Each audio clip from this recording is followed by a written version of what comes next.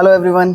आज मैं आपसे बात करने वाला हूँ ड्राफ्टिंग, प्लीडिंग एंड कन्विंसिंग, इन तीनों टर्म्स का क्या मीनिंग होता है। ड्राफ्टिंग का मतलब होता है जब कभी भी आप कोई लीगल डॉक्यूमेंट बनाते हैं, सो उस लीगल डॉक्यूमेंट को बनाना, writing of that document is known as drafting. उस डॉक्यूमेंट को लिखना, उस लीगल डॉक्यूमेंट को बनाना, वही ड्राफ्टिंग कहलाता है। सेकेंड टर्म है प्लीडिंग। प्लीडिंग का मतलब होता है कि जब कभी भी आप आपके राइट्स को क्लेम कर रहे हैं या आप डिफेंड कर रहे हैं, तो जब क्लेम कर रहे हैं, डिफेंड कर रहे हैं, तो उसके लिए जो डॉक्यूमेंट बनेगा वो कवर होगा प्लीडिंग में।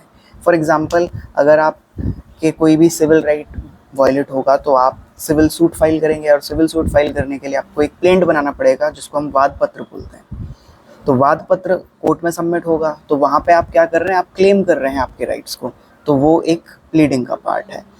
Order 6 of the civil procedure code 1908 talks about this, the term pleading. Order 6 में लिखा हुआ है प्लीडिंग के बारे में, और प्लीडिंग मीन्स प्लेंट और रिटन स्टेटमेंट। तो वहाँ भी क्लियर किया है कि प्लेंट और रिटन स्टेटमेंट आपका मीनिंग होता है प्लीडिंग का।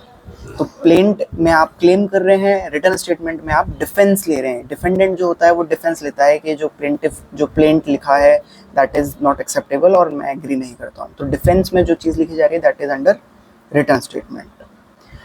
थर्ड जो टर्म है दैट इज कन्विंसिंग। कन्विंसिंग का मतलब होता है जब कभी भी कोई प्रॉपर्टी का ट्रांसफ़र होता है जो कि इमूवेबल प्रॉपर्टी है, अचल संपत्ति है, जो ट्रांसफ़र इमूवेबल प्रॉपर्टी का हो रहा है, तो जिन डॉक्यूमेंट्स पे वो ट्रांसफ़र मेंशन होगा, जिन डॉक्यूमेंट्स पे वो राइट्स और ड्यूटीज़ का ट्रांसफ़र होगा, वो डॉक्यूमेंट कहलाएगा कन्विंसिंग।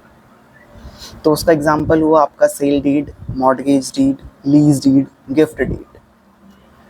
प्लीडिंग के एग्जाम्पल में आपका कवर हो गया प्लेंट, रिटन स्टेटमेंट, रेट्स एक्सेट्रा।